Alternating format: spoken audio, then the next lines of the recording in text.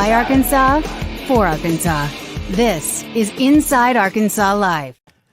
And welcome into Inside Arkansas Live here on this beautiful day here in the great state of Arkansas. I'm your host, John Neighbors, joined by Curtis Wilkerson and Andrew Ellis as we are live from Alumni Hall right here in Fayetteville, 3417 North College Avenue.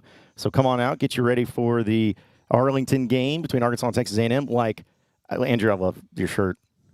I'm going to call Curtis out because this, folks, take a picture, screenshot it. Like, this is something I didn't think to expect to see. But it looks good on you, man. Thanks, man. It's, it's Hawaiian Hog Thursday. Andrew didn't get the memo. It's Apparently. okay, no, but it's funny because ever since somebody got in the chat last week and was like, dude, Curtis and Andrew not have any hog gear? Like, what's going on? And you're just, in most media settings, not supposed to wear it. But we operate a little bit differently. So we got here to Alumni Hall. We're looking around. It's like, you know what? We got to get weird today. So we did. We've already gone on a shopping spree, but there's plenty of clothes still on the rack. So come on out. Well, luckily, we're VIP, so we get a discount. So it is what it is. That's but, right. Yeah, I was like, we can't be at Alumni Hall and promoting going to Alumni Hall and telling everybody how awesome the stuff is without wearing some of the stuff. And so, of course, I'm a baseball guy, as people know. This is an Arkansas baseball logo here. I went with the 2 for 38. They got the 2 T-shirts, 38. So I got this one and a little Arkansas basketball one. Because I feel like those are the two sports where like my fandom really still is alive. There we go. Football, I feel like I still am involved in it, and I still cover the team, and it's just a different relationship. I'll just be honest with you. But when it comes to baseball, I'm pretty much fanboying it up. Yeah, well, see, and that's the thing is like, I have plenty of Razorback gear, so in my closet, and I do wear it, and I've gotten it from here at Alumni Hall because as we were talking about before the show, guys, it's incredible how much stuff that they have. In fact, we basically had to have the managers and everybody create like parting the Red Sea of items. Just for us to like post up in here because it's like you could probably look at it, you're like, man, you guys are kind of crunching in. It's like, yeah, because they have so much stuff.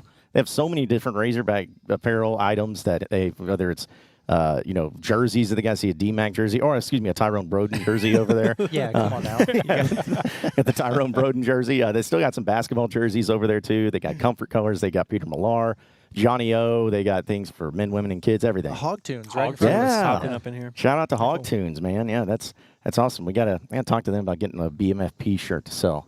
Here. There we go. Yeah, sure that'll be a hot commodity. But yeah, they got things for the kids too, folks. So again, if you're about to be heading down to Arlington for Saturday's game, stop by here at Alumni Hall in Fayetteville because they're going to have get you taken care of, get you squared away for the big game that's going to be down there. Nice little crowd of people in here shopping today. Shout out to the poor woman who was trying really hard to check out this section, like right here, while we were setting up, and I could tell she felt bad, not want to be like, oh, can I squeeze through here? Yeah, so, yeah. You guys are probably going to hear on the air several times today where we're saying, no, just come on through. Yeah, it's fine. You're good. You're good. We'll Just get out of squeeze the in right way. here. There's about a foot of room here for you, but if they need me to model one of these sweaters or something back here, that's fine. We can do that too. I'd serve as a mannequin. Yeah, and him just be like, hey, what size? Yeah. There ain't no way you're a medium. And just like, here's a large for you. We'll be over there. We'll be doing that for you. But yes, just let us know. We'll help you out if you need any help when you come in here to get into this area in this section too. But still gonna have a lot of things to talk about. Of course, get into some of the prop bets for Arkansas and Texas A&M. So we'll have that from Bet Saracen. See the ones we like, the ones we don't like. And of course, we'll also have the phone lines open. Yes, we're on remote, and the phone lines as of now are working. So knock on wood, let's hope for the best. You can call in at, of course, 478-344-6623. That will be the number to call in. Who knows, we may have an Eddie in Clarksville sighting that's, getting everybody pumped up, which, some people love it, some people hate it. But, hey, listen, we're about freedom of speech here on the chat and then the phone lines. We allow you to say what you want and how you feel just as long as you don't say anything too crazy. just be nice to us. You can be mean to the Hogs, but be nice to us. Yes. Okay. Yeah. Say nice things, hype us up, and compliment Curtis's shirt. Yeah. And we'll all win. Yeah. We'll all win. So, but yeah, guys, we know about Arkansas, Texas A&M, this game, this series, how important it is, and all of that. And I could do this on kind of on a Thursday. It's like a what if thing. But we talk about if Arkansas beats Texas A&M, if they lose to Texas A&M. This is one of these types of games where if they win, it's going to be a new high of excitement for Razorback football that's been missing for a couple of years, let's be honest. Like maybe the last time they had it was against Texas, actually going into the A&M game in 22, maybe, because they were number 8 in the country and all that. But if they lose, then it feels like, well, it's like that Auburn game was just you lost to a bad Auburn team. You're really not that good of a team. And now the rest of the SEC season looks pretty bleak. So it seems like there's a huge spectrum of emotions that could be happening depending on the result of this game. Yeah, that's just it. And normally I'd like to tell people like, hey, never too high, never too low, just stay steady and even keel. We know that's not how it works though. It's really not. But I will say for me, if Arkansas is able to get out of there with a win, man, like you're 4-1, you're 2-0 in the SEC for the first time since what did we say 2006, I guess. It's wild. And yeah, like it's just the possibilities are endless. Andrew said it well on our Pot of That Nature show that we did this morning.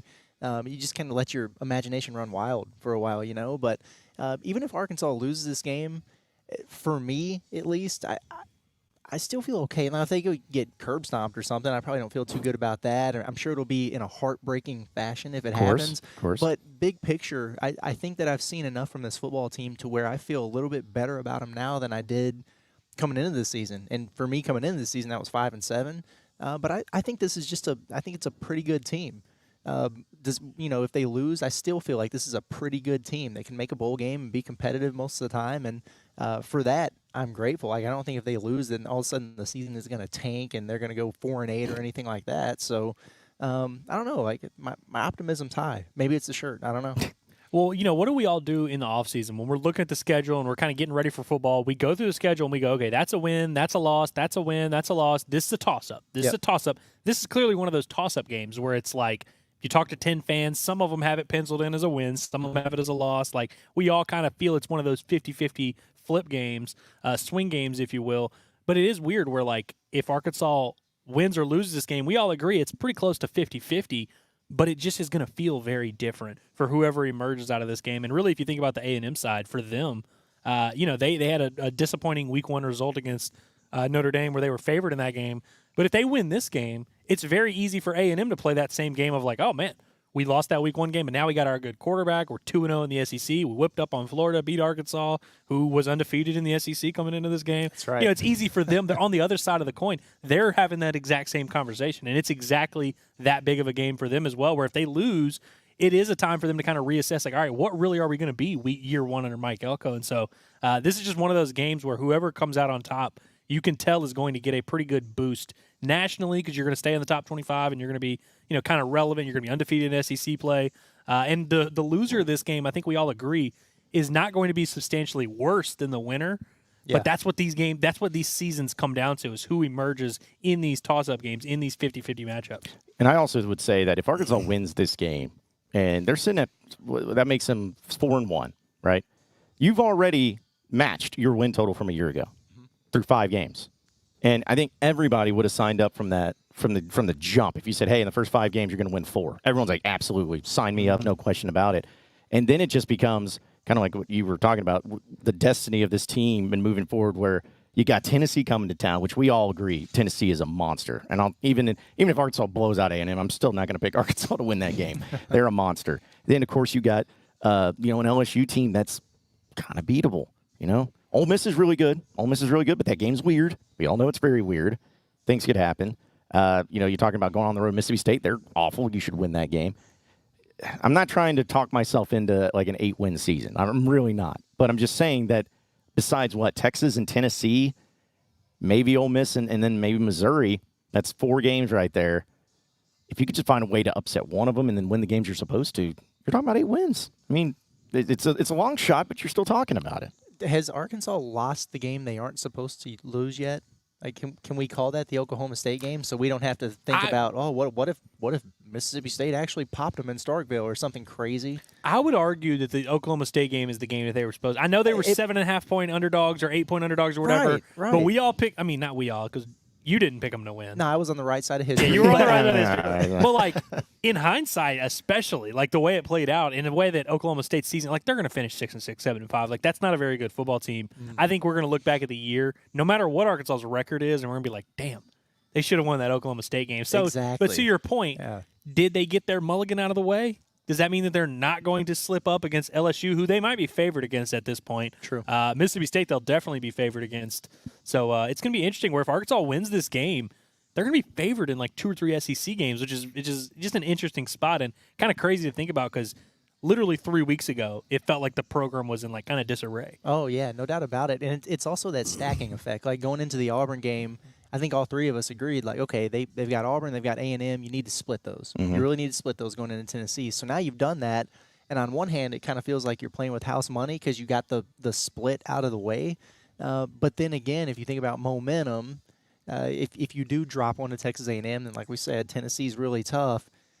Do you want to go into that bye week on a 2-game losing streak, even though, I don't know, like it's not like you have a bunch of bad losses right there. But Right. For momentum's sake, it would sure be nice for him to get one. And here I am with a 2-game thing again. Like, maybe you could split these? I don't know. But what I mean by split is you need to win this weekend. Yes.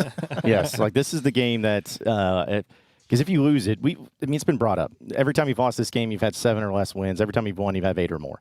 So it's as simple as that. Like, if you win, odds are you're going to have a good season. And just think about what that would mean to, again, it's always what it could have, should have. But, man, if they beat A&M, you're going to look back and like, dude, if they would have won that Oklahoma State game like they should have, then suddenly you're undefeated and everyone's going nuts. You're probably a top 20, top 15 team by that point. But, that's not what you need to focus on. It's just about, taking care of the teams in front of you that you're supposed to. And I think Arkansas, to be honest, A&M's really good, and they're very equal here. But I like Arkansas in this game. And I know our predictions are going to come out officially here soon of what we think is going to happen in this particular game. But I picked this one preseason. It's the Bobby Petrino factor. He's undefeated in AT&T Stadium. And I really hope also, just selfishly, for our sake here at Inside Arkansas, we want to have fun during like a week leading up to a game. And next week, if Arkansas beats A&M, is going to be very, very fun leading up to that Tennessee game. That a fact. Yeah, it would be a blast. The place would be nuts. I mean, just after beating UAPB going in that Oklahoma State game, it was crazy. So yeah, that would be ideal. Best case scenario for us. I was telling Andrew earlier this morning that I've kind of been the opposite of what I was last week. Whereas last week at the beginning of the week, I was thinking, I don't know about this Auburn game. They're going on the road. It's probably not going to go well.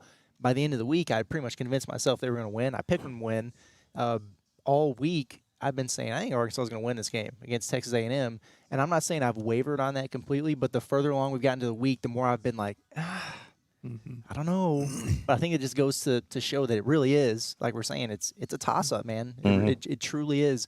I don't know that you can look at either team and say that they have a distinct, for sure, factual advantage in this game, and I guess that might be a good thing for Arkansas fans because usually they're pretty clearly the least talented team or maybe the underdog going into it, and it's always close. It's always weird. So maybe if it's actually on paper evenly matched, then this will be the chance that they get to get over the hump. I don't know. The more I really think about it, the more it is kind of crazy how many parallels there are between these two teams. Really good rushing attacks, quarterbacks who are kind of run-first guys that, Marcel Reed really hasn't been tested a ton through the air. And defensive lines who haven't been getting a ton of pressure on the quarterback. Right. There are two teams that are in a very similar situation. I know Mike Elko year one as a program, there's a ton of differences, but there's really not a ton of separation or differences between these two teams. And so I think it's going to be interesting to see which one of these two teams is the better version of what we agree is like a pretty similar formula. Because, look, if one team comes out there and beats the other pretty convincingly, it would change the way nationally either team is viewed. And so I just think, I just keep thinking back to, you mentioned next week there's going to be so much excitement. If Arkansas wins this game, it puts them on such a national platform for at least another week. That Tennessee game is going to have a ton of juice behind it. And just nationally, Arkansas is going to be a huge program being talked about after that. You'll be 4-1, 2-0 in the SEC. That is so valuable, especially when you're trying to kind of rid yourself of this narrative that Arkansas is a struggling program. They're kind of a bottom feeder or whatever. If Arkansas wins this game, it at least gets them a little bit of good graces nationally, which I think this program could really use right now. Yeah, they're all about they need all the help they can get when it comes to their good graces. But, again, folks, we're live here at Alumni Hall in Fayetteville. In fact, we had one of our residential listeners in here, Jakota. He says it was his first time here at Alumni Hall. He just walked through and said, didn't want to interrupt you boys. Got a new shirt for the game this weekend. Let's go. Dakota, you definitely should have interrupted us also. If just come say what's up, dude. It would have been fine. Yeah, in fact, if any of you are coming here, please interrupt us. Just come over here and just start talking to us, even though probably won't be able to hear you much. But most people who've walked in here have looked over and been like, what the heck is going on? But we have had a handful of nods, waves, like, I know those guys. That feels good. You're that guy from that thing. Yeah. I can never tell, because, I mean, we're sitting here, like, the door is kind of right in front of us. We're staring at it. And so, like, when people walk in, we're the first thing they look at. And I can never tell. With everyone that's walked in, I'm like, is this a, like, who the hell are you look? Or is this a, oh, y'all are doing the show? Or, like, I can't tell. So I'm just kind of like, I'm like, everyone that walks in, I'm just making weird eye contact with them. I'm just going to assume that they all know exactly who we are, and they're so starstruck. I think they like know us who being I am. here. I don't think they know who the hell you guys are. Yeah, that's probably true. That's true. Yeah. Well, they don't know Curtis because he's in disguise over Yeah, here in they're his like, shirt. That's right. Looks like the basketball guy, but I don't know. He wouldn't be wearing that whole No red way. shirt. There's no way. He wouldn't be doing that. Also, shout out to Jackson here. He says the Leroy is possibly about to be a new customer of mine. Had never heard of him until y'all. So thank you. Yeah, appreciate you. Shout out to the Leroy. Glad that can make it work and being a new customer. I don't know what it is. They're going to be a customer of you, or you're going to be a customer of them. But either way, awesome. Well, dude, the Leroy has so far, I haven't told like the entire world about it. I haven't like tested it with everyone. Every single person that I've told about it that has gone to the Leroy, 100% approval rate. Yep. Like I've not heard anybody go to the Leroy and be like, wasn't my vibe. Like every single person, they're like, whoa, it's better than I thought. It's nicer than I thought. Oh, wow, it's really fun. And like, I saw someone, I referenced it the other day that someone on Twitter was like looking to take their son to a birthday party, and like they might end up doing that. And so it's like, it's kind of cool. Like everybody who goes there ends up liking it. And so I feel like it's one of those places. It's like the best kept secret in Fayetteville right now. Mm-hmm. Yeah, absolutely. So get over there. Also, shout out to Dylan for a sponsored comment. Says Woo Pig Suey, but also answer the question: if Arkansas wins, we might get 6 wins this year. If Arkansas wins, you will get 6 wins this year. Yeah. I'll put money on it. I mean, that would be so. If you win this game, then you have Louisiana. Your 4 wins right there. You have Louisiana Tech, Mississippi State, LSU, whoever else. Like you'd have to lose pretty much all of those, other than Louisiana Tech. Like we'll assume that one's a win, but it's like you'd have to lose Mississippi State, LSU, Missouri, Ole Miss, Tennessee. You don't get any of the game and don't win 6. Oh gosh. Whew. Disastrous. That would be the way. That would be the worst possible thing to Arkansas start off 2-0 and then finish 2-6 or whatever it would be. That would be brutal. Yeah. Also, Samuel comes in and says, Curtis, do you think Mizzou is overrated? Barely beat Boston College and Vandy. Well, Curtis is our residential Mizzou guy, so. What are they rated right now? Didn't they drop though? I think they dropped 1 spot, maybe. Oh, I thought they dropped. Maybe out of they. the top 10. I could maybe be wrong. they did. I might have been looking at a power ranking or something. I thought they dropped out of the top 10 to like 11 or something.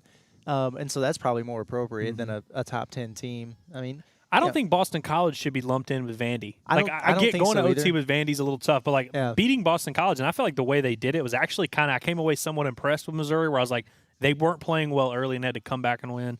But they have been weird offensively. I mean, that was the big thing about them. Is you got your quarterback coming back, and then you got those 2 receivers, Luther Burden and Theo Weiss, and it just like I don't know, it just the connection's been off. And sometimes that happens, man.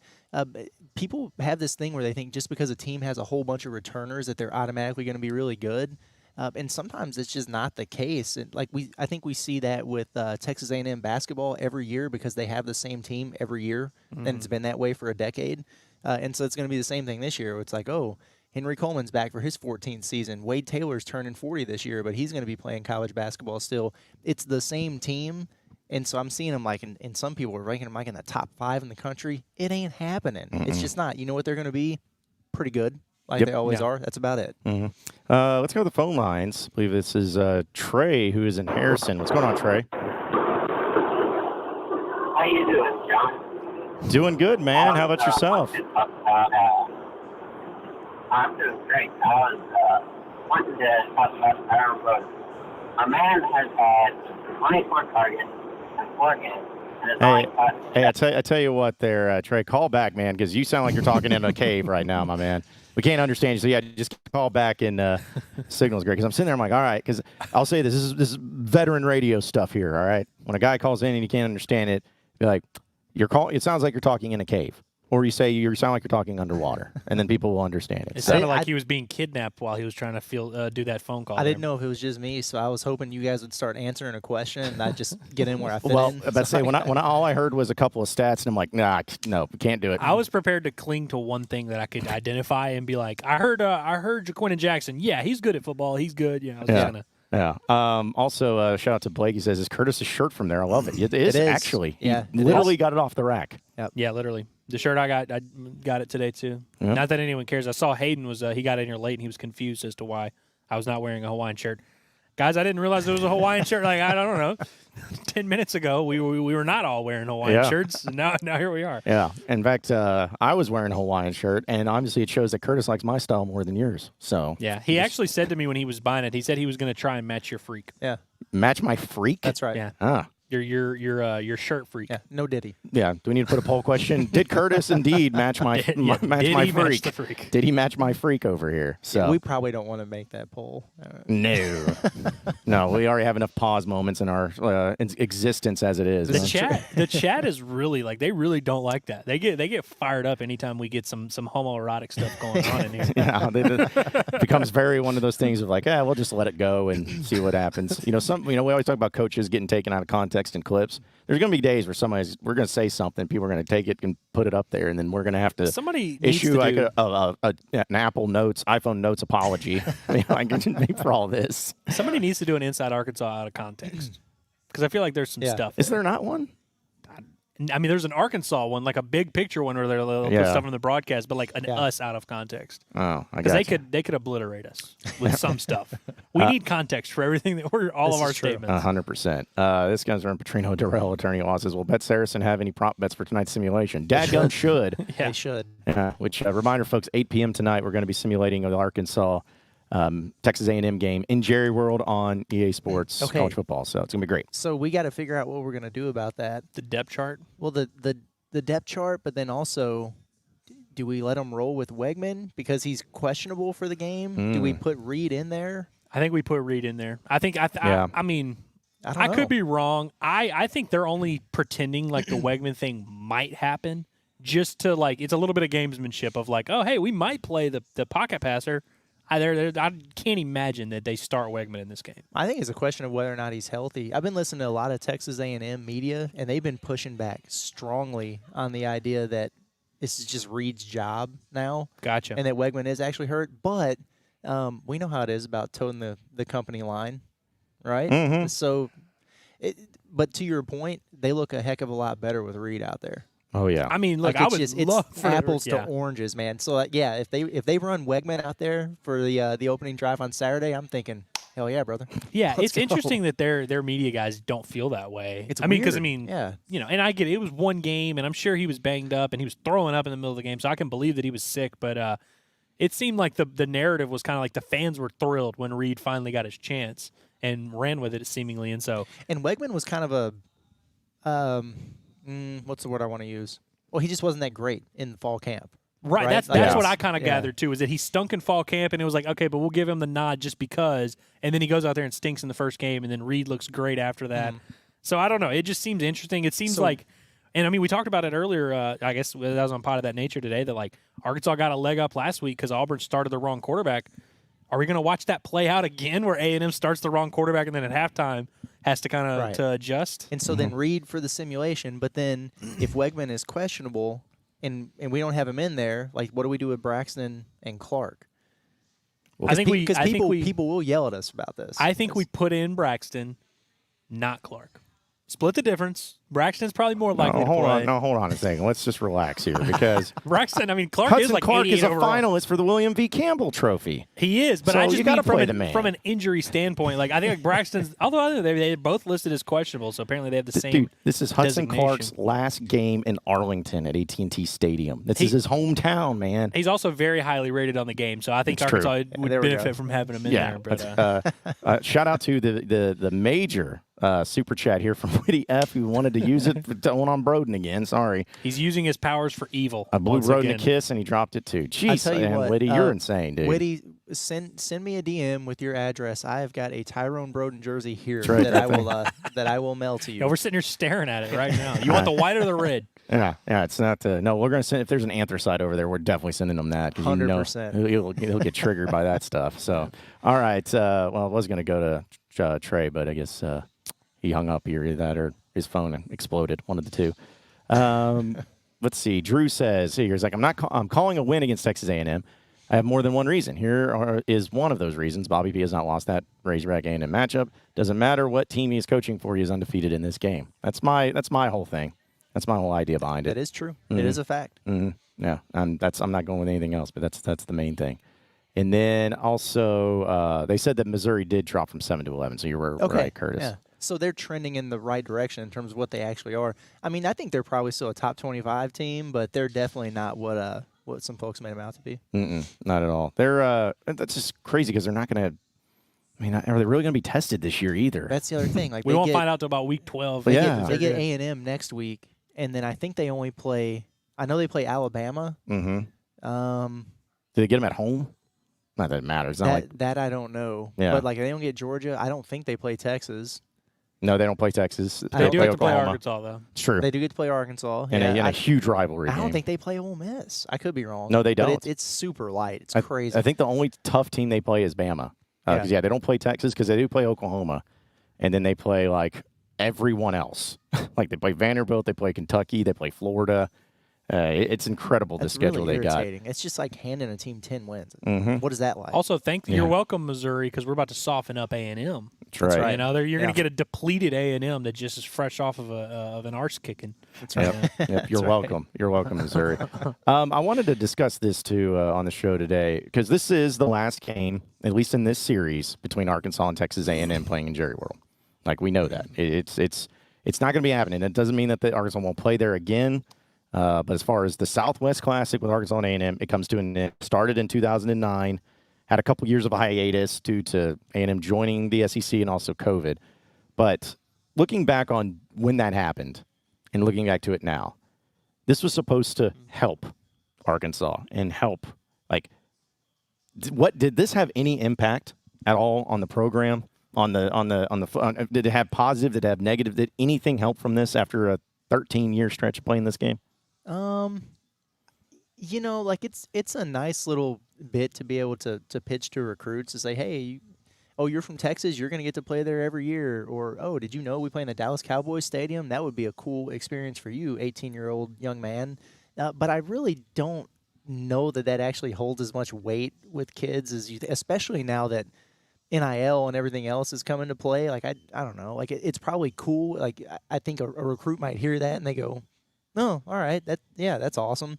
But I don't think it's like a game changer, and I really don't know that it's honestly made that much of an impact. I don't know. My thing is we would really have to just ask some of the players because there are a ton of Arkansas players that are from that area, and so it's like, you can kind of point to that. But if we asked Jaquin and Jackson, hey, did Arkansas playing A&M in Arlington, did it have any type of impact? I don't know if his answer would be yes. Same for Taylor Green. Same for Andrew Armstrong. Like, who knows? But I don't know. I mean, I feel like it couldn't have hurt, though. Other than the fact that Arkansas lost most of the games. Which, like, you could make that argument, like, it actually hurt them. But I think being still on that stage and being in those games, it probably had a very, very, very minimal positive effect. But I can't imagine it hurt them. Yeah. But I agree. I don't buy that it's like this thing that's really changed the program's perception, and it's a thing that recruits are like, yo. Yeah, it's not a decision maker. It doesn't move the needle that much. And quite honestly, like, I don't know. Maybe I'm wrong, but I feel like kids would rather play at home in front of 70,000 as opposed to having to make that trip every year and then be in a different venue, all 5 games to start a season. And, so I don't know, man. But I do think kids like to play in NFL stadiums, though. I think that's something, but agree. I think it's like, it maybe helps a little bit, but I don't know if it helps that much. Yeah, I remember when it started and how exciting it was. And the first year, I think I told this story, but the first year that they ever had the Arkansas-Texas A&M game down there in Jerry World was my 21st birthday. Was that 2009, October 3rd was my 21st birthday, and that was the first game. That's all I wanted for my birthday, so my parents went all out. We all went down there. And I remember being so blown away first time walking into that stadium. Because it's crazy to think it's almost 20 years old. But it doesn't seem like it. It was just so state-of-the-art. It felt like it was the newest, nicest stadium of all time back then. The screen itself, it was distracting almost because it was just such an incredible thing. And then the soundproof stuff where you walk out of the stadium, you open the door, and you close it behind you, and you're in the concourse and just go silent. Like, I mean, it was – and I remember – and then Arkansas in the first year kicked the crap out of Texas A&M, and that's the only time they actually beat A&M handedly. I think it was like 44-19, something like that. But I remember leaving that game being like, dude, this is the start of something incredible. Yeah. Because, man, we're going to be playing in this. This is going to be huge for Texas recruiting. And this is also before A&M joined the conference too. So it's like, oh, we're gonna be killing it for this. Petrino's gonna wreck them every year. And then of course Arkansas won the next few, and then it got to the point though. I would say probably about 2016 for me, where I'm like, okay, the losing didn't help, but I was just like, this isn't what it's supposed to be. This isn't going the way it's supposed to go. It just feels kind of like, another game, and but it's cool because then there's so many people that will never play in Jerry World. Like there's so many players out there will never in their life play in Jerry World, and Arkansas gets to do it every single year. But it just didn't have the impact that I think I was hoping for. I want to know why Texas A&M agreed to it. Like, why would you welcome the opportunity for Arkansas to come into your state and have that sell every single year? I guess because they get the same one. You get to play in Jerry World every year, and it's like, But I agree. Like, I think they probably are like, man, we have an awesome atmosphere. We have an awesome stadium. Like, we'd probably rather play this at home. But I think it goes back to back in 2009, how cool that stadium was viewed. Everyone was dying to play in it. And so I think at the time it just seemed like it was going to be this awesome thing for both programs that were super excited. But I agree with you where it's like it's kind of lost its luster, where at this point you look back and you're like, yeah, they probably could have just not done this and been fine. But I think in the moment back then, everyone thought Cowboy Stadium was like this awesome. And it is an awesome stadium. Let's be real. But like at the time, it felt like this thing was like, you just have to jump on this opportunity. For them, it was probably as simple as just wanting to play in that stadium. A lot of kids do that in high school. The Texas kids, at least. I mean, Hudson Clark 3 times got to play in that sucker. I mean, that's what I was laughing about. It's like, no offense, but it's like, if you're an Arkansas State champion, you play in War Memorial. If you're a Texas State championship, you get to play in AT&T Stadium in Jerry World. That's kind of crazy. Yeah, it's an awesome thing. But I mean, it's also been a game that we talk about Arkansas not winning it, but I look back at the series. You know what's crazy is that Chad Morris in those years, how awful Arkansas was. You know the margins of defeat he had in both his years to Texas A&M and Jimbo Fisher? 7 points and 4 points. He was getting blown out by Western Kentucky. And what it just reminded me of is like that game, there's something about it where Arkansas is never going to get blown out against A&M in that game. They never have, really. I think one time it was maybe a 16-point game the year that Trevor Knight decided to turn into Michael Vick out there and run for 200 yards or whatever it was. But every other game, it's just been so close. So it's almost like it's like they played bad. I don't know if it's A&M playing bad, but just good enough to beat Arkansas, or Arkansas's playing good, but not good enough just to beat A&M. It's a weird thing where every game's close, every game's crazy, every game's got nonsense going on, but yet Arkansas's always just day late, dollar short on it. Did they not get smacked up last year? It was a 12-point victory. It ended up being like. They were never in contention. You're right, gotcha. but it was. I wouldn't have called it a blowout though. But yeah, that was a game that, again, I don't remember much about it. I don't either. They had a chance to win both of the Chad Morris games. Though. It is kind of crazy. They had a better chance in the Chad Morris games than they had last year. But yeah, last year I think it was 33-21. I looked up the box score the other day where there was 3 non-offensive touchdowns. Pretty crazy. Yeah, and that was the only thing I remember was Luke Has, of course. That's the year. That was the game that he lost him for the season, and then. Yeah, I remember what was it? We talked about it. Was it Snacks Johnson had a pick six? Johnson had a pick six, or maybe it was a fumble return. It was some type of defensive touchdown. They had a pick six, A&M, and they ran. Anaya Smith ran back a punt. One thing I also remember about the game, Andrew Armstrong dropped a touchdown pass. I remember that, where it was actually when the game was still pretty close, and he dropped, and it was like it would have been a tough catch, but like he had a chance to make a huge play and didn't make it. And I remember being like, wow. First weird moment from Andrew Armstrong. I don't know if he's had a weird moment since, but I wonder if that's something that's in the back of his mind, being a guy from that area that's like, man, I'd really like to score in this stadium. I'd really like him to score this season. Yeah, how about that? Just on pace for 1,000 yards and 0 tutties. He's going to be like Traylon Burks his freshman year. I wonder if that – I'm going to have to get on Football Reference or whatever. I wonder if that would be a first. 1,000-yard receiver that doesn't get a touchdown. It would have to be. Pretty crazy. Kobe Hamilton's year that he had 1,300 or whatever, he had 4 touchdowns or something like that, and 3 of them were in that Rutgers game. Yeah. It was weird. He didn't score a ton of touchdowns, or just is what it is, but he'll get in the end zone. Yeah, somehow, some way. Who gets in there first, him or Tyrone Broden? We all know the answer to that is, but it's going to be Andrew Armstrong right now. One of my bold predictions for this game was that Tyrone Broden was going to catch a touchdown pass. So Curtis does this thing where we always kind of steal each other's bold predictions, and so I was kind of on edge, worried he was going to steal the one that I had, and then he was like, I got Tyrone Broden catching a touchdown. I was like, Thank God. I was definitely not going that direction. Let's see. I think this is either Trey or is it Jake? I'm not sure, but go ahead, man. You're on the line. What's up? Yep, it was me. Okay. I was wanting to point out Tyrone Broden has had 24 targets for the past 4 games and has only caught 7. And I believe I counted it out yesterday. I think Luke has 11 targets and 7 catches.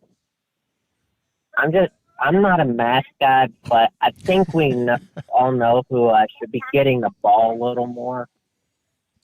And also, here's a thought. Let's throw Isaac Tesla out there. I mean, that guy's he might have stickum on his hands or something because that guy normally catches everything. That's true. Well, you know what's weird about the Broden thing is Broden, I believe he caught 5 passes in the Oklahoma State game. 4 or 5. Like, he made a lot of, like. He's decent there. He had a pretty good game that game.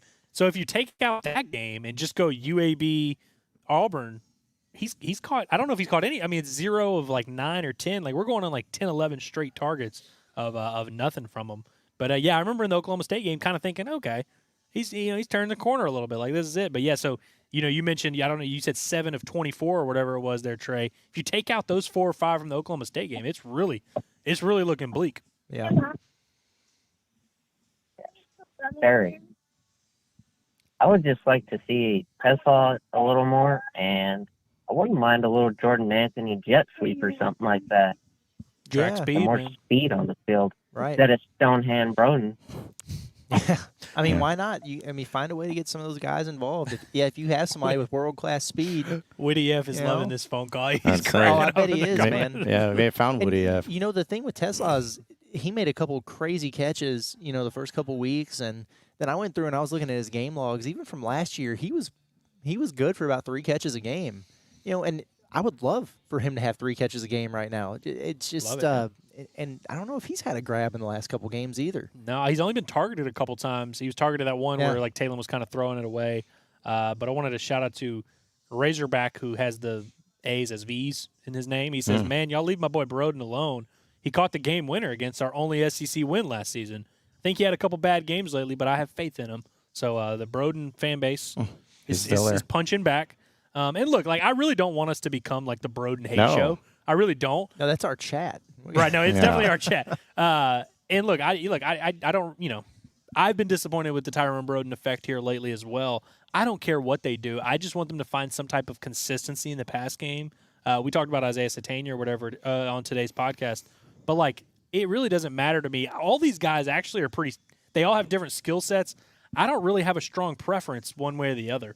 Like, the last 2 weeks, Tyrone Broden's been pretty bad, but coming into the year, it wasn't like we were all like tooting the horn for these guys to start over them. So I don't care who does it. They just need some type of consistency that they can depend on.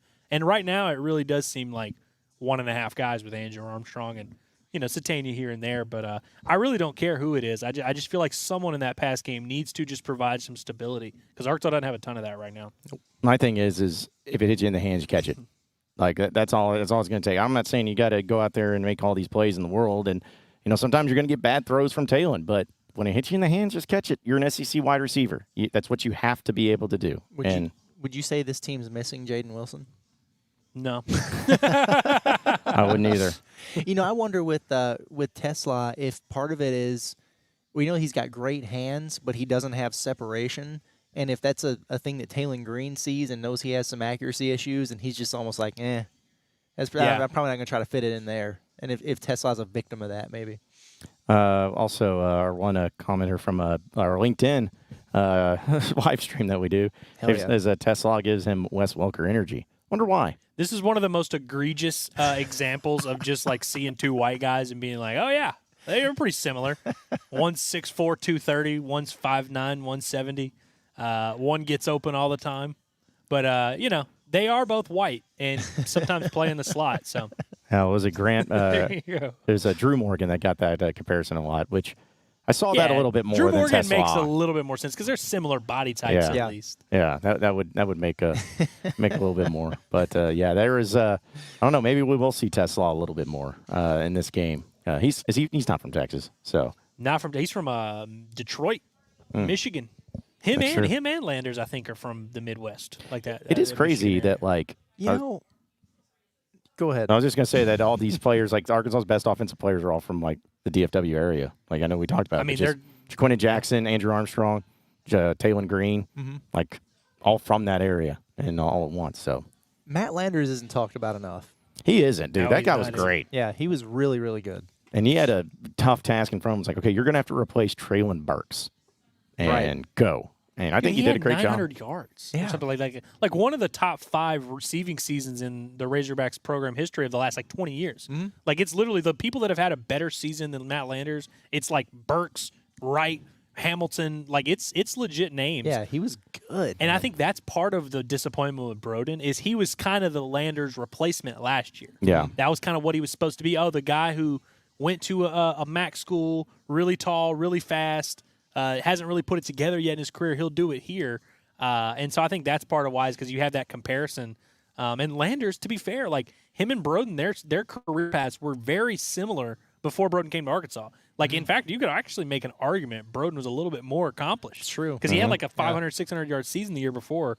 So, yeah, it is a little bit. But Matt Landers, I'm glad you said that because he really was he was a consistent big play threat, especially down there. He got better and better down the stretch that year. And so, look, I'm not saying Broden's ever going to be that, but, like, it's not like we're asking this guy to catch 6 passes a game. No. Just have a 3 for 52 game where you catch a touchdown or something like that. Yeah. Have a catch 2 passes for 42 yards, and one of them's like a big one, like just an occasional big play here and there. I would settle for.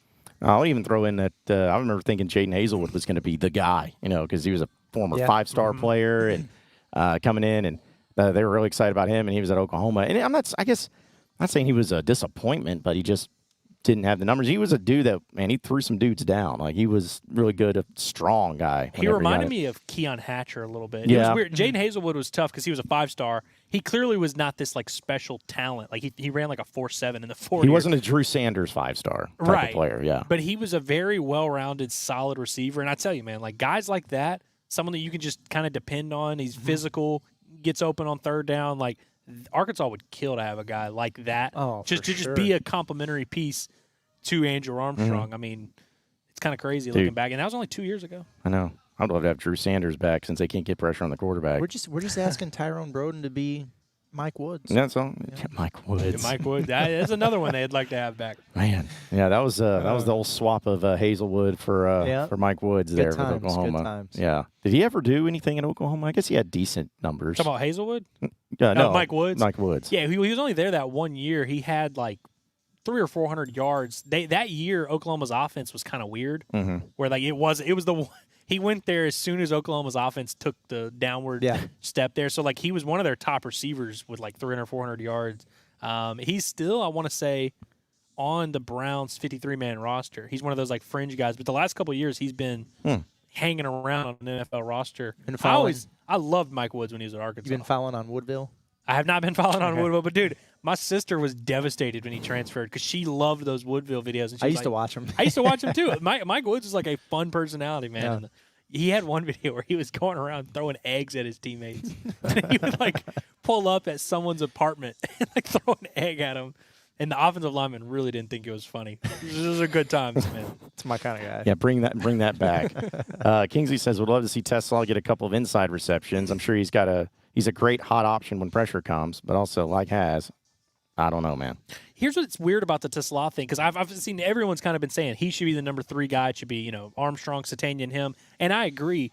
But it seemed like the way they found to use TeSlaa was in the slot. And so it's like, I don't know, that's like they had been using him as that 4th wide receiver, so you had him and Satania in the slot. But if you're going 3 wide, I think you might have to move him back outside. But that was where he kind of was ineffective, and they didn't really like him as much. That's where he fell down the depth chart because Tyrone Broden had kind of beat him out.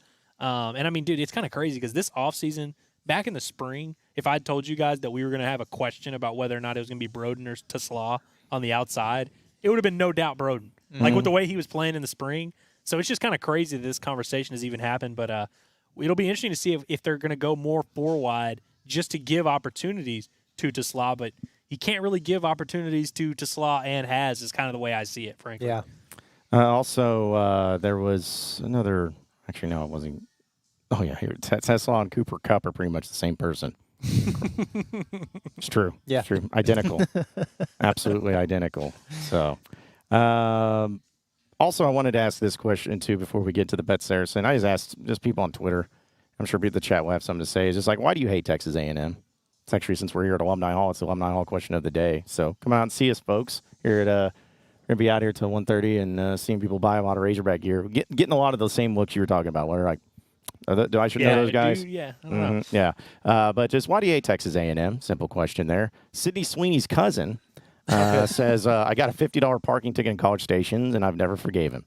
Okay. That's the most mild reason I've heard for someone hating A&M, frankly. Mm-hmm. All right. Then you got the classic Arkansas stuff of like Hillbilly Hog fan says also because my granddaddy taught me that stolen valor is when people pretend to be real soldiers. Ooh, that wow. is a big one where like, and I'm not gonna lie and act like it really rubs me that wrong, but like they don't get enough flack for that. I feel like they don't, and being fake soldiers that are also farmers. But they're called, and in fact, they call them cadets.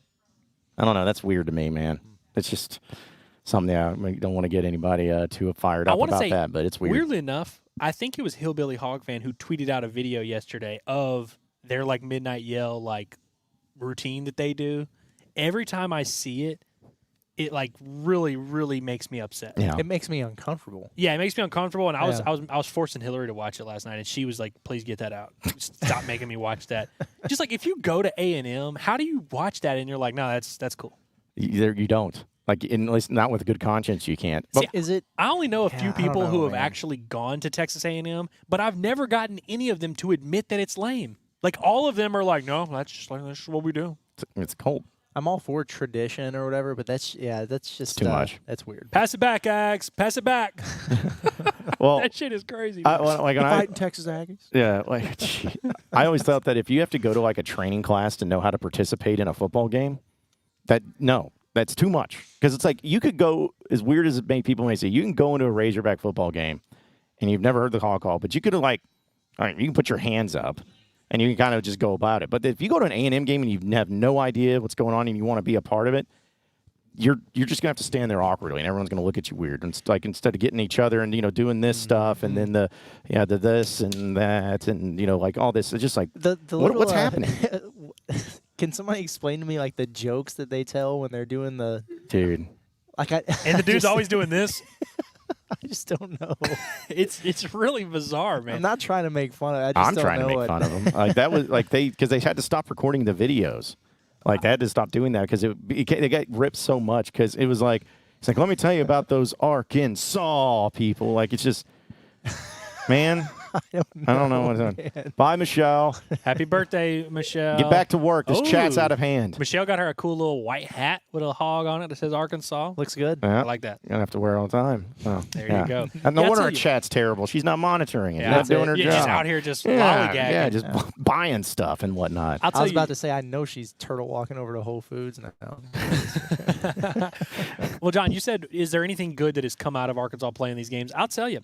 If I can take you guys back to 2009, I didn't really know much about Texas A&M at all. I'll be honest, because obviously I was born in '97, so I was not ever seeing Arkansas and A&M in the same conference. Didn't really know anyone at that point in my life from A&M.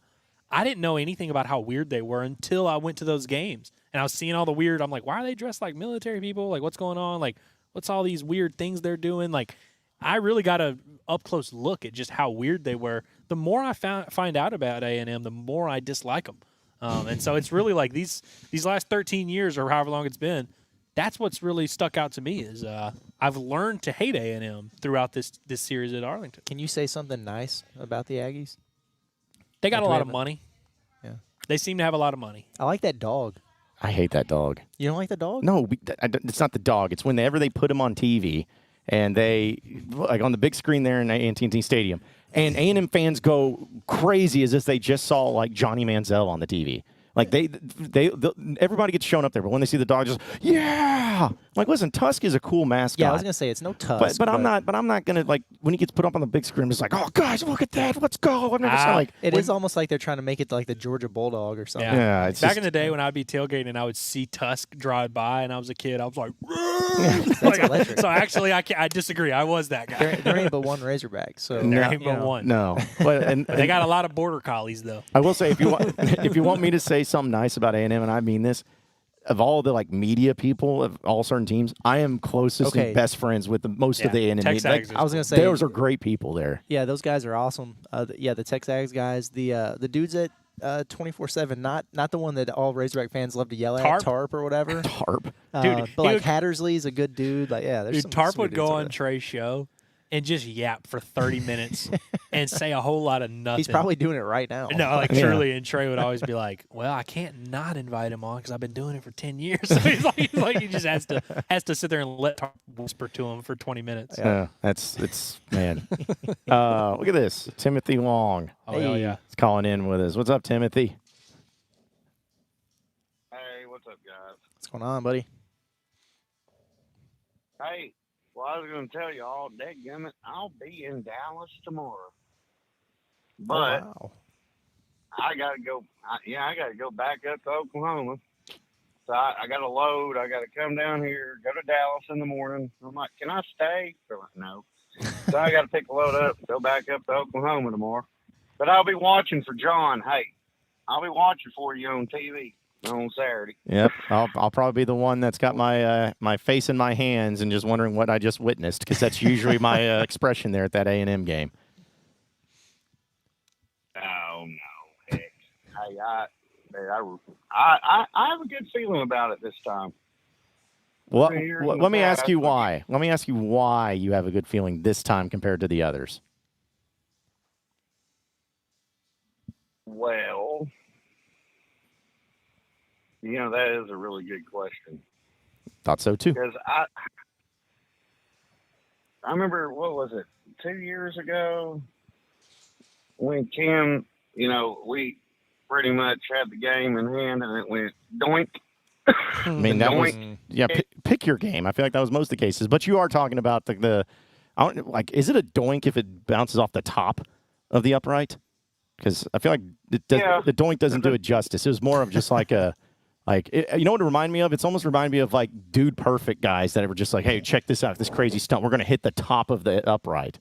It reminded me of a stunt. It's like, again, you could do that 18 million times. You probably won't ever do it again. Oh, yeah. That's true. But I think our offense, if we can get it going, I'd be honest with you, I don't think that A&M can keep up. I think I agree with that, honestly. If it's a shootout, I absolutely favor Arkansas. That Arkansas offense that was just crazy potent for the UAPB game, and then the first half, I guess, against Oklahoma State, they still had 600 some odd yards in that game, but we haven't quite seen that the last two games. But if they get back to, similar levels to that, that's really hard to stop. I agree. I think Arkansas's offense firing at all cylinders is better than Texas A&M's offense firing at all cylinders. But both teams can run the heck out of the football. Here's my question. Is A&M's defense as bad as their numbers show?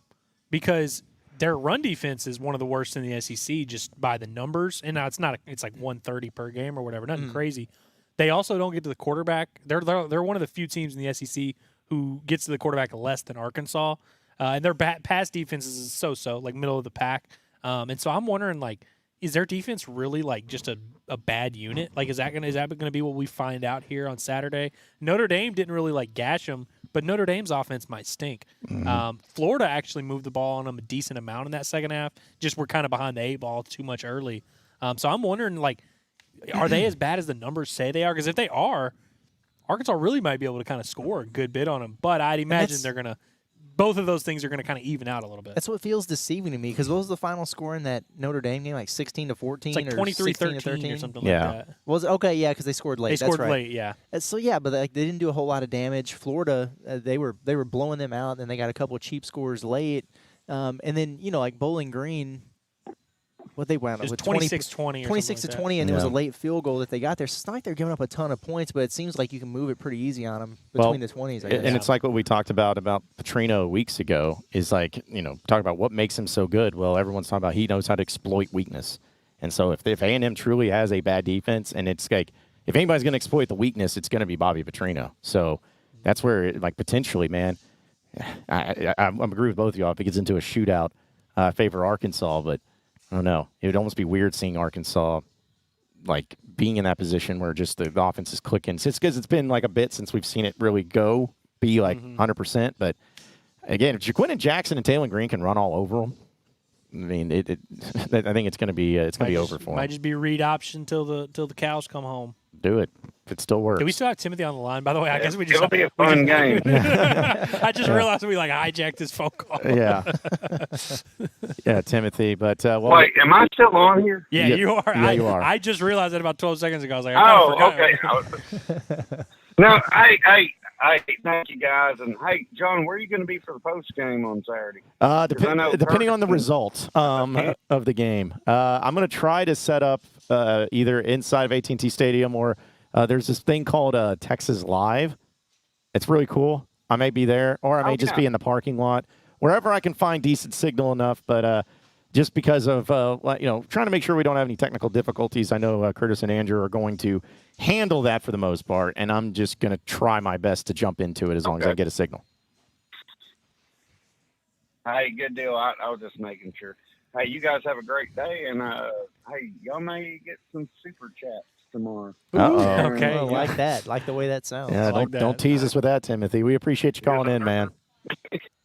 Well, speaking of super chats, we do have a couple. Okay. Our boy Dylan came back with another $2. Says, I'd text my friend, I love Tusk every time I see him. Yeah. So, John, I think you were wrong in your assessment that Hog fans do not get excited when they see Tusk. Okay. They absolutely do. I'm not saying they don't. I'm just saying that in the games, in the stadium, when they show Tusk up there, they don't go wild like they would if they saw Darren McFadden up there. That's what I'm saying. They need to show him rolling around in the mud more. Dude, yeah. Make it nasty. Like, just have like the most disgusting looking like videos of him. Like, rolling in the mud, like eating food and puking it up. Just like, because that's a hog right there, man. Exactly. We also got one from Garrett McCollum who says, bold prediction, Isaac Tesla goes for 4 catches, 40 yards, and a touchdown. I love that. I like that a lot, man. That would be a big deal. Like, that would give me a lot more confidence in this Arkansas pass offense moving forward if, just have someone step up and be able to provide that. Mm-hmm. Maybe not even the touchdown. Yeah. Just a 4 for 40 week in, week out. I'm asking for the moon here, you know? Yeah, just something simple like that. I tell you what, in fact, that's a good little segue because Saracen, Bet Saracen, and BetSaracen.com, of course, have their prop plays, the double R prop plays coming out here today, which is good for Thursdays when we're talking about it. So we're going to look at a few of these and see if any of these that we like. Of course, starting with the highest of or the best odds, at least. Braylon Russell over 24.5 rushing yards and over a half rushing touchdown at plus 115. I kind of like Braylon Russell getting in the end zone this week, but I don't like the yardage, which is kind of what we say every week. Because I really like if Jaquin Jackson is healthy, I think this is like a 27 carry Jaquin Jackson game. Yeah. What did Braylon Russell have? He had like 9 for 22 last week. Mm-hmm. If he gets 9 carries again, I think he's going to have more than the 25 yards. I think he'll be able to match that. Especially when we know not that it matters, but R-Dub ain't playing. So no, R-Dub's not playing. We know Tyrell Reed is questionable as well. Yep. So yeah, I mean, I really don't hate that one. It seems like they're looking for a reason for Braylon to be number 2, the running back. So maybe he gets his share of carries. It's not crazy. Plus 115 is not crazy. The only thing is how many touchdowns is Arkansas going to score in this game? True. 4. Yeah. And so you're saying one of them is going to be him? I mean, it's can not see crazy. Yeah. I mean, his rate inside the 3 when he gets in there, although last week they kind of – if we had bet that last week and he had the yardage and then got stuffed 3 times in a row right there, that would have been tough. Well, yeah. I like this one, though. Andrew Armstrong over 5.5 receptions and over 74.5 receiving yards, plus 120. I like that, too. Yeah. People forget it's in a dome. It's in a dome. They're going to be dicing that. They're going to be throwing that thing around. That's probably normally the Armstrong, when they do it to where you almost can't bet it because it's like 9 receptions for 90 yards, and you're like, okay, but 6 for 75, that's like sure. It's like about what I expect, frankly. That's a below average day at the office for Andrew Armstrong. I'd be pissed off if he got that. You'd be like, dude, you suck, man. What the heck? I like this one too, actually. Arkansas time of possession over 32.5 minutes at plus 130. Last week, they did not have the time of possession, if I'm not mistaken. I think Auburn dominated, but Arkansas dominated it in all the other games. Oklahoma State, I know they dominated it, but 32.5 minutes, I kind of like that one. I almost said this earlier. I think the under hits in this game because of how much both teams are going to run the ball, like they both want to. and both teams average about 33 minutes a game time of possession. And I think they both would ideally want to dominate that time of possession. So I think that's going to be very fascinating to watch. I think if Arkansas has 33 minutes of possession, I think they win the game. Yeah, and it's going to be interesting. You're right, 100% right about the way both these teams run the football. I just think about the difference for me that would make me lean towards this a little bit is that Arkansas gets in 3rd and long. Taylor Green's picking up the first down every single time. Move the chains, keep the clock running. I like it. Yep. Yeah. I'm not even going to mention this. Luke has one because if y'all are betting on him over 5.5 targets and over 3.5 receptions for plus 130, I don't know what to tell you. If y'all are betting that, I don't know what you're thinking. Because they're bringing it down a little bit every week at least. Yes, but it was 12 targets the other day. Yeah, but it's almost like people are saying this is going to be the game. This is going to be the game. That's literally what I said on the pod today. But it was a bold prediction. It was a bold prediction, and I clarified it with he's going to have some good moments. I didn't say he's going to catch 9 passes. I just was he's going to have a couple good moments. All right, plus 155, Arkansas offense over 25.5 first downs and over 14.5 rushing first downs. It's one of those things where if you're going to bet that, you might as well bet the time of possession. Yeah. You might as well bet Arkansas money line. And I think all of them are in play. I don't hate that. Yeah, I don't. It's very interesting. I like that, actually. Yeah, I'd probably go with it, too. What'd they end up with at Auburn? We always do the first down conversation, and then I forget all context for first downs and, how many is a normal amount. Yeah, I know they're still one of the teams that are leading in first downs. They converted 11 third downs, so there's at least that many. Yeah, it seems like they had as many first down conversions or first downs as you can have in a 24. It looks like they had 21. Okay. That's crazy. And they were 9 of 19 on third down and 2 of 4 on fourth down. 11 of their 21 first downs were converting third or fourth down. That's interesting. 21, and that was in a 24-point game. That was a little ugly and had a bunch of turnovers and such. I like them to get 25 in this one, and I think if they get 25, they win. All right, so how about this one? We're talking about Teslaw. Isaac Teslaw over 2.5 receptions and over 26.5 receiving yards for plus 160. Well, our boy that just came in with the super chat, kind of like that, probably actually. Rob, or no, it wasn't Rob. Was it Garrett? Yeah, it was Garrett McCollum. But I guess I should also go ahead and say that Rob said still going with Monte getting a special teams touchdown, $4.99. I think Rob thinks that Monte Harrison's like the kick returner. Because he is on special teams, but I don't know how he's going to score a touchdown unless he houses an onside kick like he did that one time. He's already had that moment. Yeah, he had his chance. Although it's happened a weird amount in Arkansas sports lately where they had chances to run back an onside kick. Bumper Pool almost housed 2 in that 1 year. Yep. But yeah, anyways. But yeah, if it was a Garrett who liked that 4 for 40 and a touchdown. So if you like that, then Teslaw, 3 receptions, 27 yards, which is just not that great of a game, plus 160. Yeah. Sprinkle. In order for that to hit, he probably needs to be starting in that Broden spot, which may happen down the stretch, but I don't know. It'll be interesting. Oh, it's speaking of little special teams, Kyle Ramsey over 3.5 field goals attempted. And the longest field goal made over 49.5 yards, being plus 185.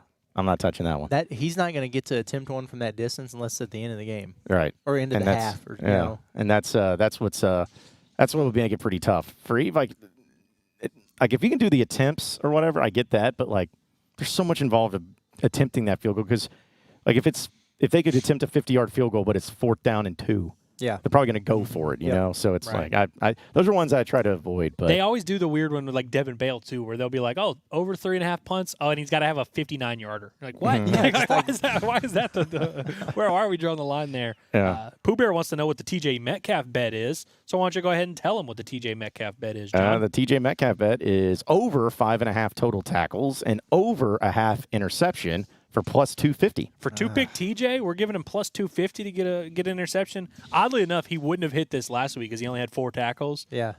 Which the bet, I think it was 7 tackles and a pick last week, and he didn't get it because he only had the 4 tackles. I think he's going to get the tackles. Yeah. Would that be 3 straight games with a pick? Yeah, it would. 4 in 3 games. Yeah, I feel I'm not doubting the man, but I'm not doubting the man, but I am doubting that Texas A&M would throw him one, knowing that he's the biggest playmaker in the Arkansas secondary. I think they're going to try and avoid him, but who knows, man? These guys it just seems like there's guys that just have a knack for making these plays. I mean, obviously, Dwight McGlothern, it was oh, is he going to get another pick today? Yeah, he did. Yeah, he yeah, just he get is. he got like 12 in his time in Arkansas. It was crazy.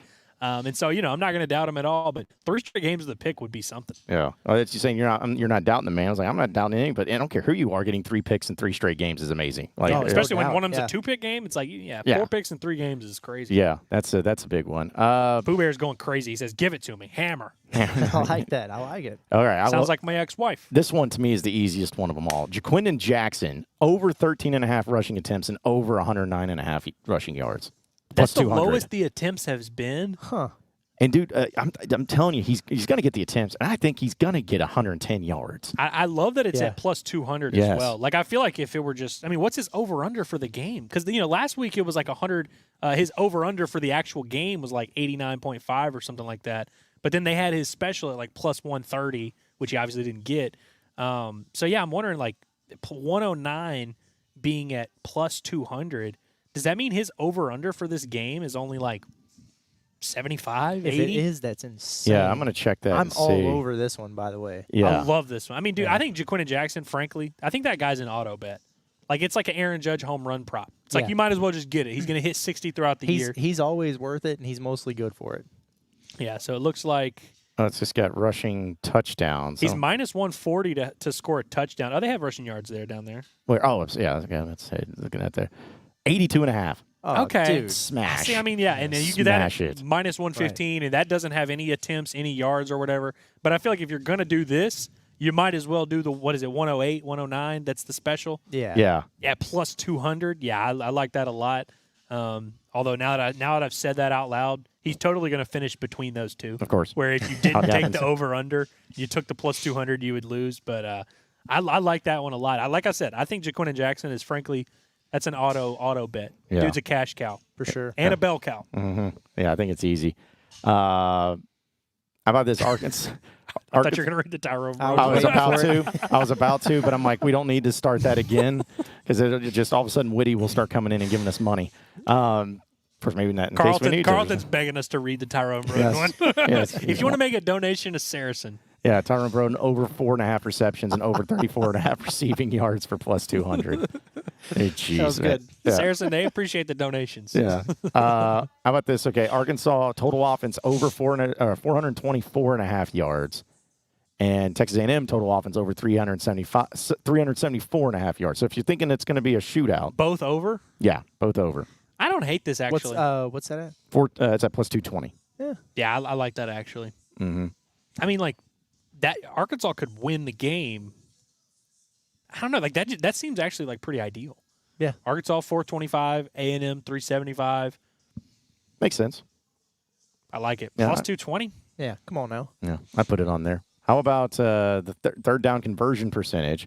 Arkansas over 60.5. Jeez. And because they're at 61 right now.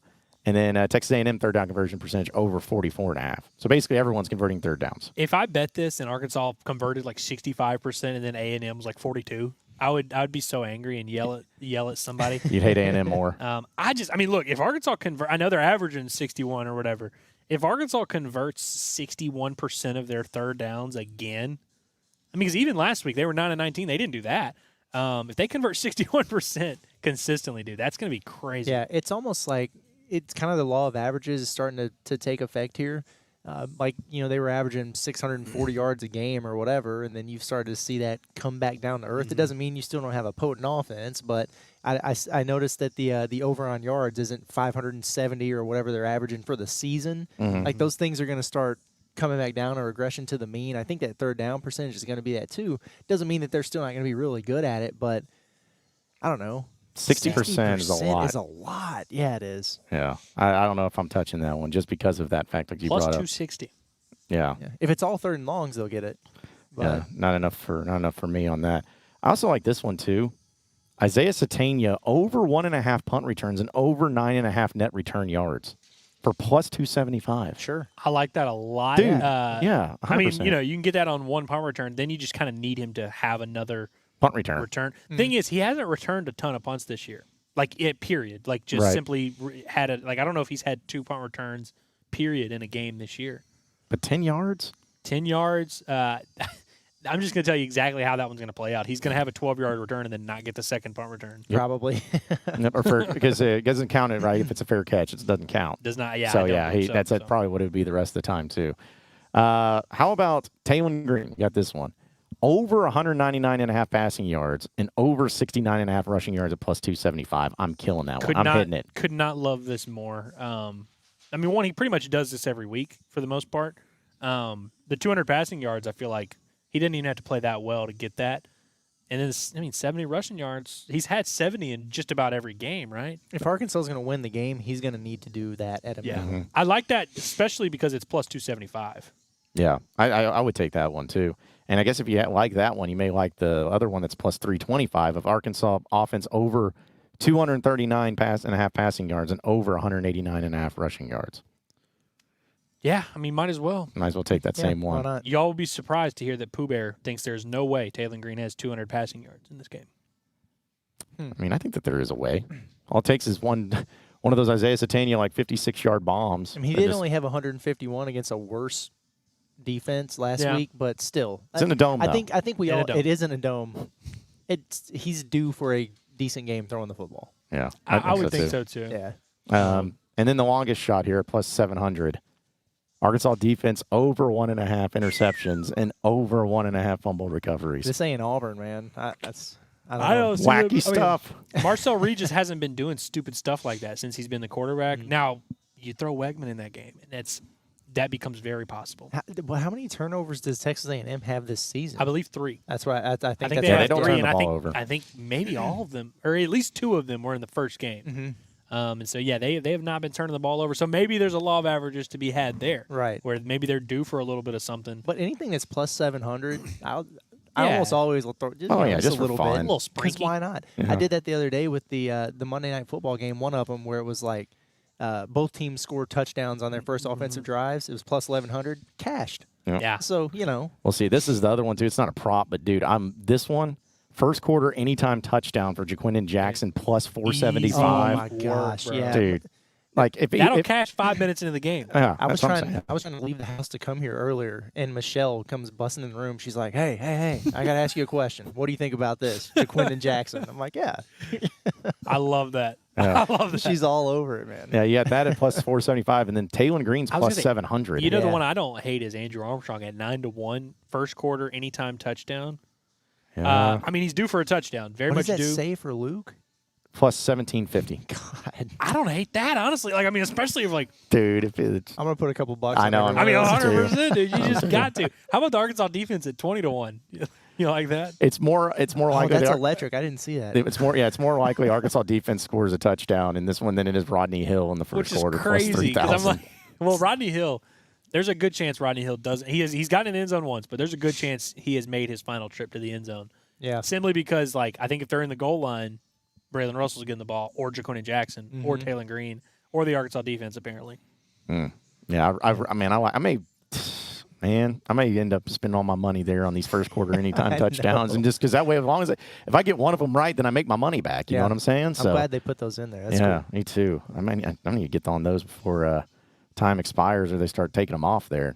But yeah, those are the main other props and And then specials. what will there. probably happen is, Arkansas has a 3-and-out, and then Texas A&M has a 16-play, 12-minute drive, and there's just they don't touch the damn ball.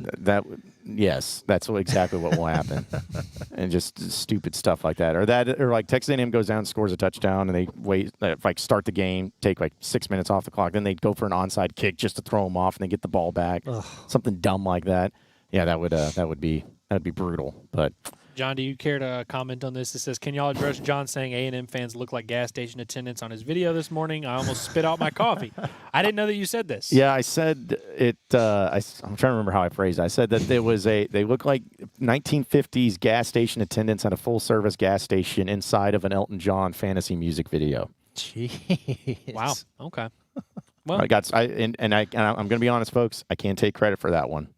That was from my boy Blake Edens. He tweeted that years ago, and I've never forgot it because it made me laugh so hard. So, shout out to Blake Edens. He was the one that said it. But yeah, That's a well thought out statement. you know? I just because I did of why It's very specific. Well, it's just like why I hate Texas A&M is my podcast this morning. So I was like, that's one of the reasons. And I will say, The only time I've ever gotten in an almost physical altercation at a game has only been twice in my life, and both times against A&M. Really? Yes. Somebody else was saying that in the chat where they were like, oh, here we go. It was Blake. He said, yeah, agree with what John said on the pod today. I've been to most SEC school games for road games, and the most amount of physical altercations I've seen have been at Jerry World with A&M fans. Interesting. Yeah, because one of them was just a few years ago because they have those little towels or whatever, and there was a A&M, and we were in the Arkansas section. There was an A&M fan that was by them, like two people just doing it, and they kept whipping me in the back of the head. I'm like, dude, if you do it again, I'm stuffing that down your throat.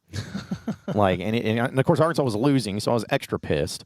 And so, yeah, it was bad times, bad vibes. I just hate them. I hate this game. Jerks. But, yep, I'm going to it for one final time. It is going to be weird, though, isn't it? Like, next year, having, like, games at home and not only having to have one, I guess, neutral site with Little Rock, but that's it. And then after that, shoot. John, can you I'm going to test your Arkansas random fact brain here. Oh, gosh, okay. Can you remember the highlight play that Arkansas had the last time A&M was here? Yes, I can. Dietrich Weiss sacking Johnny Manziel. He hit him with this. And then did the little thing where, it's so funny.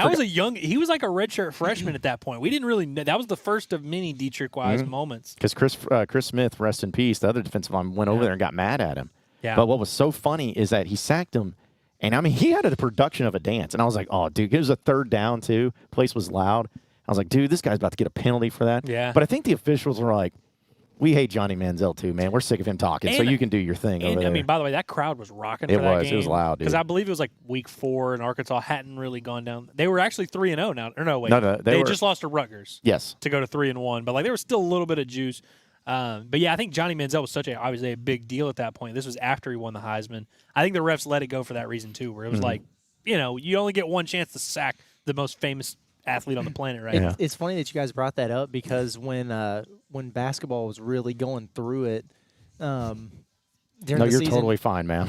during the season last year, it was before the Texas A&M game, and Scotty and I did a pot at that Palace, and we just called it like a Feel Good Friday before they played A&M, and he found an article about that game, about that play, and about Coach just teeing off in the post game about how you can't do that. That's not okay. And it was just like, man, let the kids have a little bit of fun, man. It's a big moment. Bielema said that? Yeah. Yeah, that's about right. Yeah, I could see Bielema being weird about that. God, that was always irritated me. I remember when Alex Collins scored his first touchdown in War Memorial, and he kind of jumped into the fans, and give him high fives and all that. And he almost opened up the press conference about that's not acceptable here in this. And I'm like, dude, I get it. You don't want them to be doing stuff in the heat of the moment, but if it's something that's that level, yeah, you know what it was? Man. It's because Bielema got a lot of praise for no Hogs getting arrested for 2 years there, and he really took it to heart, and so he was just like the stickler. Yeah, he was just like the coach that didn't have any fun. Which would also make me mad because I always felt like Razorback sports are always the best when you have more people getting arrested. I hate to say, I'm not trying to make light of arrests and crime and all this. I feel like if your college football team has 0 players that have been arrested, it's like either the police department's corrupt. I don't know. Yeah, you got a corrupt police department. Or you think it's a coincidence that Georgia leads the SEC in arrests over the last decade? Those dudes, it's joyride every Friday night, dude. I mean, I'm not saying you want to promote that type of behavior, but I'm just like, now.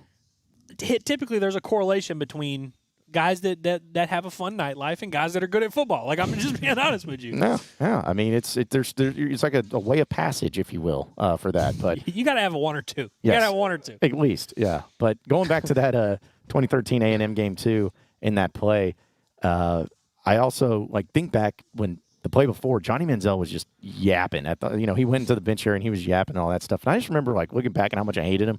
It's really incredible, not to make this a Johnny Manziel thing, that a guy that's 6 feet tall, not exactly the fastest guy to ever, was able to do what he did. It's pretty insane what he did at the College Ave. Because at least with Cam Newton, it's Cam Newton was just a dude built like a truck. Yeah. Or Tim Tebow is still the same way, just built. Right. Manziel looked like us, just one of us being out there. That's why. So I was a freshman in high school when he was really starting to pop off. And he gave all of the just average white guys so much hope where it was holy cow. And Steph Curry had a little bit of this too with basketball where it was you see all these guys, Shaq and all this, and it's okay, I can never be that. But Steph Curry, who's 6'3", yeah. well, I'm never going to be 6'3", but it's you see him and you're I could maybe do that. And I think Johnny had that appeal where it was every random drunk guy across America was I could do that. That'd be pretty fun. Yeah, and then Baker Mayfield kind of came in too, and he was not as explosive as far as his personality goes. He did have a bit of it, but yeah, it's kind of like the early mid 2010s were all about the average looking white guys in football and winning Heismans. I want to touch on a couple of comments that I thought were very good because Curtis made this point on our pod this morning. But James, who's a great commenter, he said if Blackstock has a good game, TG has a good game. Watching the tape, if our right side blocked correctly, TG had time to throw. No, he's right. James is right, and I think he said that yesterday too. But it's an absolute fact. It's a very, I think, glaring difference between right side, left side on that pass pro for sure. Yeah, and another astute commenter, one of the sharpest guys we got, JT Hazelwood, says, I think any Mike Elko defense is prepared for a rock fight. At his time at Duke, he only lost by more than 7 points 3 times. Yeah. That's a crazy impressive stat. Now, he wasn't there for like that long as the head coach, but that's an impressive stat, especially considering how many good teams they played. Weirdly enough, they did lose by 10 to Notre Dame, so he's already got one off the board at A&M. But, yeah, Mike Elko's not the type of coach that you just blow out. I cashed out on Duke covers a lot.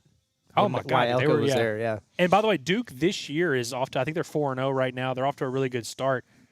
He's got to get a lot of credit for that. Like, no doubt. He's interesting because Cutcliffe had a good run at Duke for a long time. So it's not like Elko took over a dump, but he really took Duke up a notch for sure. He was their Eric Musselman. And so it's kind of cool to see Duke football kind of still reaping the benefits of him really taking their program up a notch. And now the standard has been raised over there, where now they're like kind of a football school. Man, did I see right that Burt, after making the statement that he did, they're like a 19.5 dog at massive, Penn State? Yep. Yeah. Massive underdogs. Yeah, I just thought because they were ranked, it would be not that lopsided, but goodness, dude. man. And I love how you call him Burt.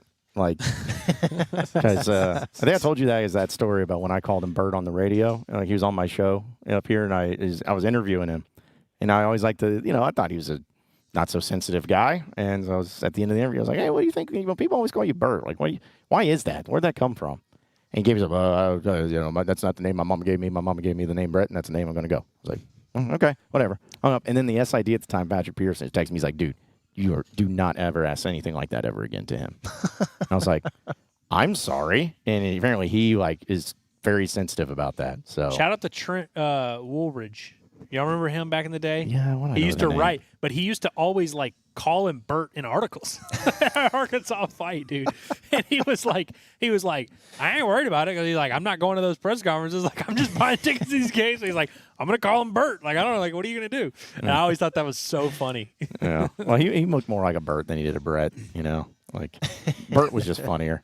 I wanted to. This is from Kingsley for a chat question, but he's asking it. I want to bring it up. What was that time you almost fought at a game? Mine was versus Duke in San Francisco. Some dude kept trying to put his flag in front of my face, almost uppercut him on Channel 7's post game. Man, wow. Have you guys ever been in almost a physical altercation? No, I watched my dad break up a fight at the Texas Bowl when they played Texas back in 2014. My dad had to get in, and it was actually an Arkansas fan that was being a little obnoxious towards a Texas fan, kind of yelling at him as they were trying to leave. But no, me personally, I don't get into altercations much. Curtis, what's the closest you got into fighting at a game? Got pretty close at Busch Stadium one time. We were at me and my dad were at a Cardinals-Reds game, and there were just these dudes who were sitting in front of us, and they were loud, and they were drunk, and they were obnoxious, and they kept they were standing up at all times throughout the game. And this it's not an SEC football game. It's like a middle of May baseball game. Like, sit your ass down. Like, what are we doing here? And he asked him a couple times, like, hey, down in front, please, whatever. And then the guy turned around and popped off and threw a curse word at him. And then, they were shouting back and forth at each other, and it was two guys, and it was my dad. And so I had to be like, all right. And so it was awkward. But it got to the point where, the ushers had to come down and get everybody separated. And it wasn't like, hey, we're going to kick people out of here. But they wound up moving us to other seats, better seats, almost behind home plate, but a little bit further back. And as soon as we sat down, So Taguchi hit a foul ball that came screaming back by us, and we both moved, and it goes in between us, and it smoked the person behind us. Had a Rolex on, shattered the Rolex, shattered it. That's tough, and we didn't get the ball either, but yeah, it was crazy. Dude, yeah. I'll say the other time with the A&M game, the guy who hit me with the towel, but the other one was when I laughed because there was a guy. It was like after the game. This is when Arkansas came back and beat A&M in 2011. Like it was like Arkansas fans were just going nuts, and we're like walking out, and there's these A&M fans, and there's a couple cadets walking next to these A&M fans. And this guy just goes like an A&M guy pats the guy on the shoulder and says, "Hey, I just want to say, man, appreciate your service and all you do." And this drunk Razorback fan goes, "What effing service?" Like just like as in like he was like, "What? He's not doing anything," like something like that. And then I laughed, and then they got mad at me. Like they came at me because they thought I said it because I laughed. And then it was pretty rough. And then I got mad because they're getting mad, and nothing ended up happening. But I was like, dude, that guy almost got me beat up because he thought it was somebody else. So. Yeah. Hey, shout out to the Georgia fan that's in the comments, just mixing it up in the chat. Why do we have a Georgia fan in here? Just been vibing in here. Who knows? It's good. But he had a comment because I said something about Georgia arrest, and he was like, I'd prefer if we didn't have our guys get arrested. We got to chill out. But I did want to shout out the Georgia fan because I'm not going to be on the show tomorrow, and I don't get to get all my college football takes off. Mm-hmm. Georgia beats Alabama by double digits Saturday. Wow. I love that. So, because they're 4-point favorites, something like that, Georgia? I think it's down to like 2.5 okay. is what it is. And I think someone said in the chat, it's Bama's home dog for the first time since 2007, which was Saban's first year, the year they lost to freaking ULM, by the way.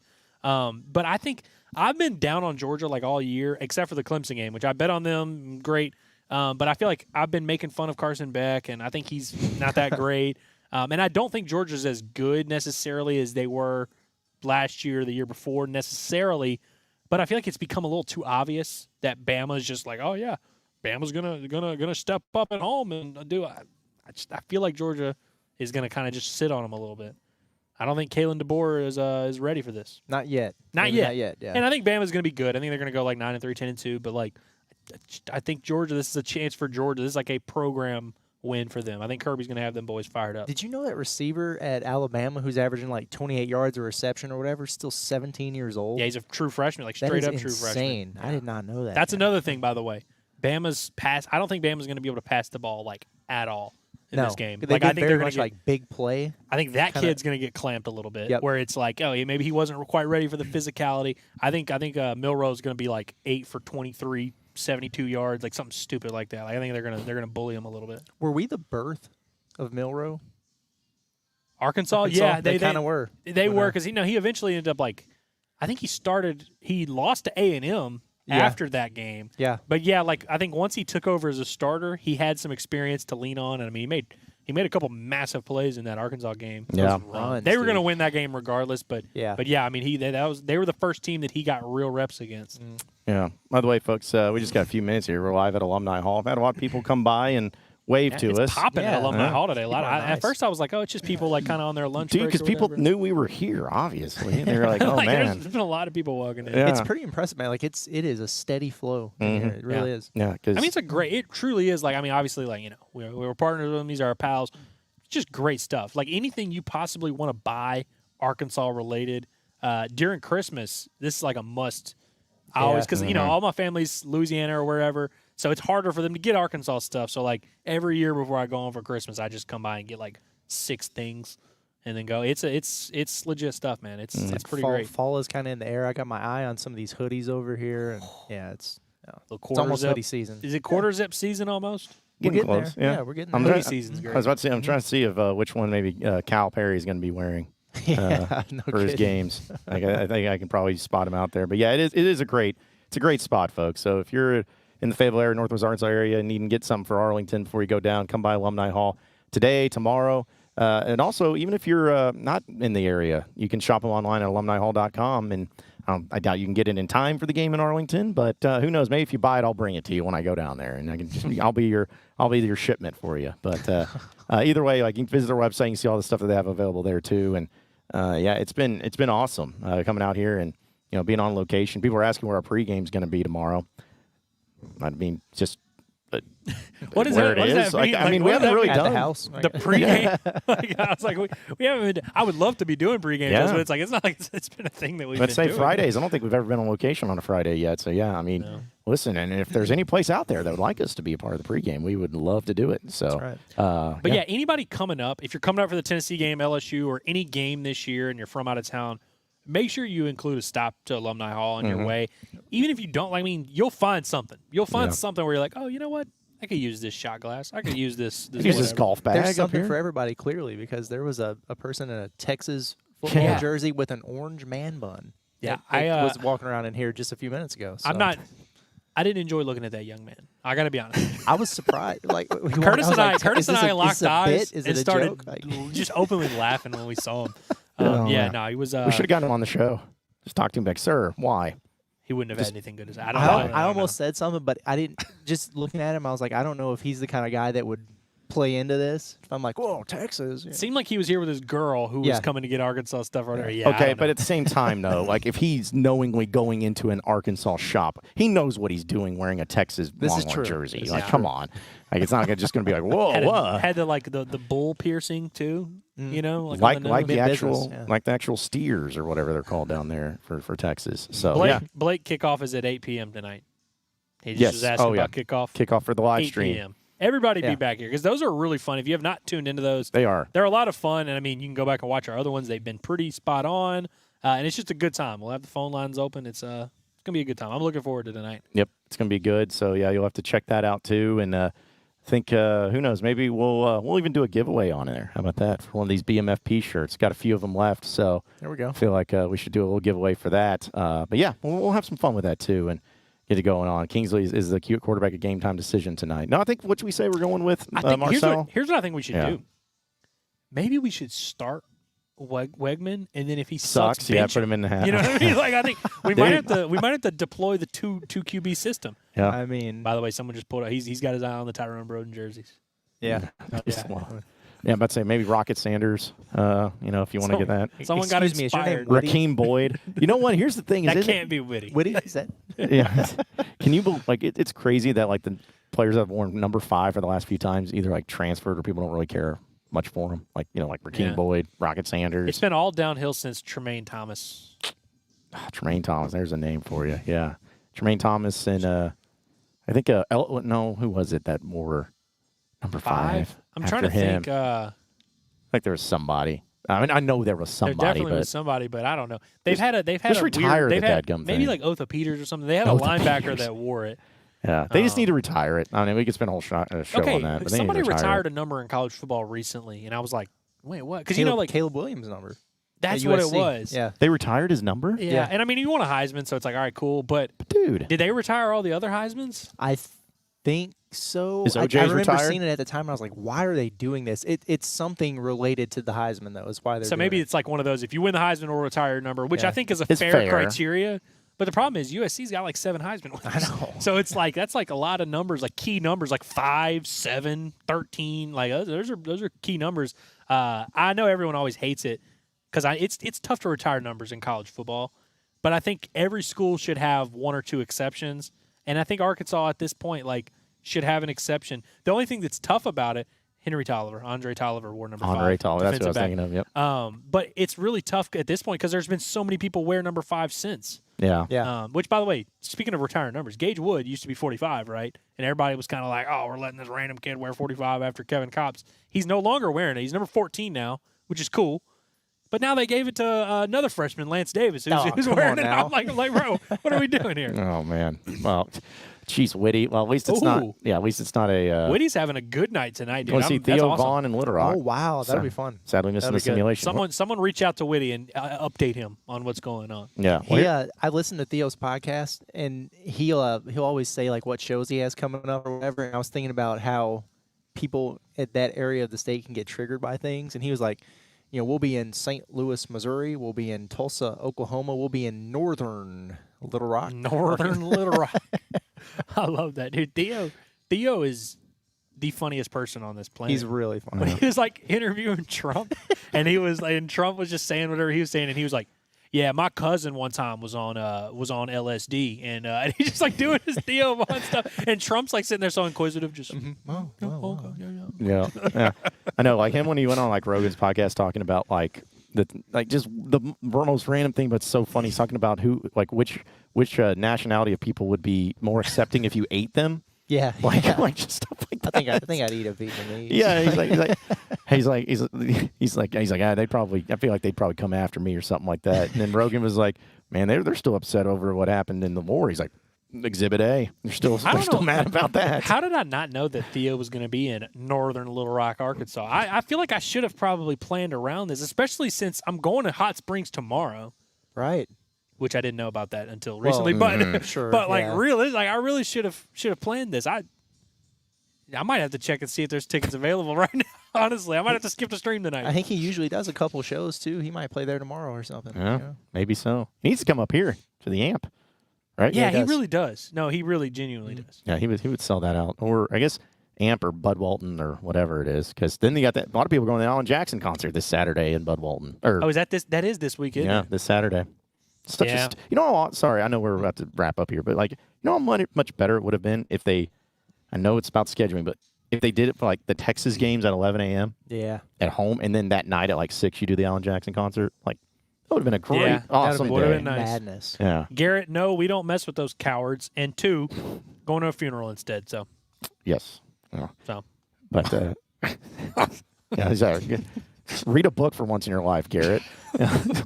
Yeah, shame on you for not knowing that.